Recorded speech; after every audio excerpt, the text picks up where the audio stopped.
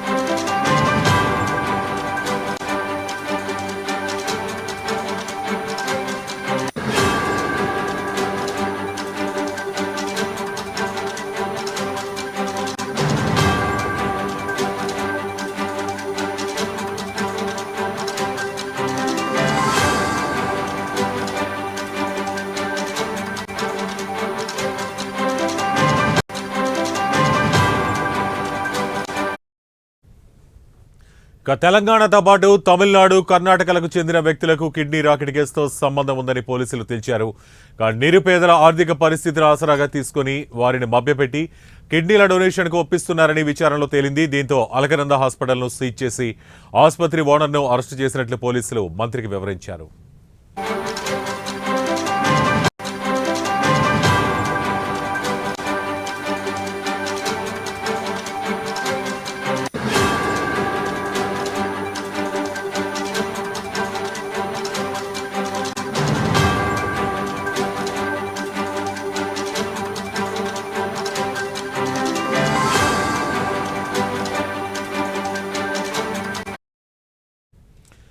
ముందుగా అలకనంద ఆసుపత్రి owner Sumanth, receptionist గోపీలను Saroor Nagar పోలీసులు అరెస్టు చేసి జడ్జి ముందు ప్రవేశపెట్టగా చర్లపల్లి జైలుకు రిమాండ్ చేశారు. అంతేకాకుండా 10 మంది అనుమానితులను అదుపులోకి తీసుకుని విచారిస్తున్నారు. ఈ కేసులో కర్ణాటకకు చెందిన బ్రోకర్లు, వైద్య సిబ్బంది ప్రమేయం ఉన్నట్లు గుర్తించారు.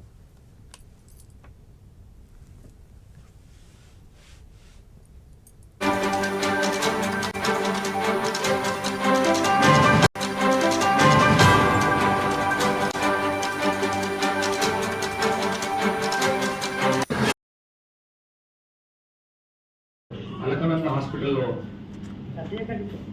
ఈ ట్రాన్స్ప్లాంటేషన్ యాక్టివిటీ మీద క్రెడిబుల్ ఇన్ఫర్మేషన్ ఉన్నప్పుడు మా పోలీస్ టీమ్స్ వెళ్ళి సర్చ్ చేసినప్పుడు దాంట్లో ఒక 4 డోనర్స్ దెన్ 2 పేషెంట్స్ రిసిపెంట్స్ ఉన్నటువంటి పేషెంట్స్ కూడా ఉండడం జరిగింది. 4 ఉన్నారు. వాళ్ళను క్వశ్చన్ చేయడం వల్ల ఇక్కడ ఈ యాక్టివిటీ జరుగుతుంది అనేది మనకు అర్థమైంది.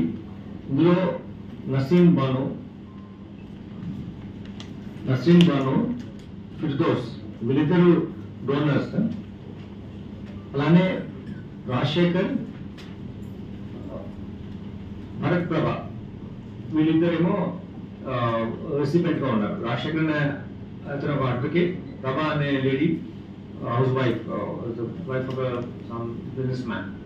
సో ఈ నలుగురిని వాళ్ళు క్వశ్చన్ చేసినప్పుడు యాక్టివిటీ ఇలా ఇల్లీగల్ కిడ్నీ ట్రాన్స్ప్లాంట్ అవుతుంది అని తెలిసిన తర్వాత అలకనంద హాస్పిటల్ రిలేటెడ్ ఎవరైతే దాన్ని రన్ చేస్తున్నారో, ఓనర్ ఎవరున్నారు, ఏ హాస్పిటల్లో ఆపరేషన్ ఎవరు చేస్తున్నారు అనే దాని మీద మేము ఇన్వెస్టిగేషన్లో